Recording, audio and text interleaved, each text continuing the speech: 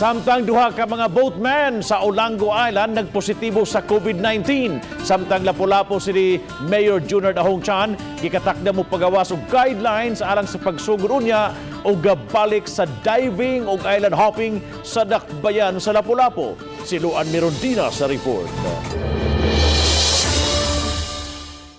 Kasamtangan karong gi-isolate sa Santa Rosa Community Hospital ang duha ka mga boatmen nga nagpositibo sa COVID-19. Lakip sila sa 418 ka mga boatmen sa Olango Island nga napaubos sa swab test niadtong milabay Biyernes. Ang usa taga Barangay Talima samtang ang usa taga Barangay Tinggo.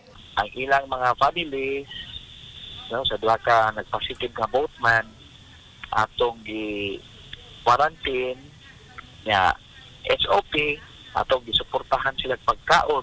Ganiha, gipadad ana og mga relief packs sa mga taga-crisis management team. Ang mga pamilya sa duha ka mga boatmen nga nagpositibo sa COVID-19 samtang sila gi-isolate una.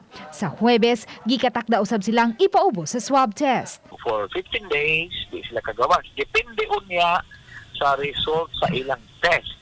Kung mag-negative sila, makagawas rayon sila sa katulad quarantine. Kapag itagaan na nato sila in advance of 15 days nga food consumption. Hinuon, padayon ang pagkunhod sa mga COVID-positive cases sa dakbayan. Kasamtangang, may 93 na lang ka mga active cases ang Lapu-Lapu City sa 2,217 niini ka mga COVID-positive case kay naka-recover na ang 2016 niini. COVID-free na usab ang tanang mga frontliners sa dakbayan sa Lapu-Lapu ug wala na'y confirmed COVID-positive patient nga na-admit sa Lapu-Lapu City Hospital. Uban ni Godfrey Lien. Luan Mirondina, Balitang Bisdak.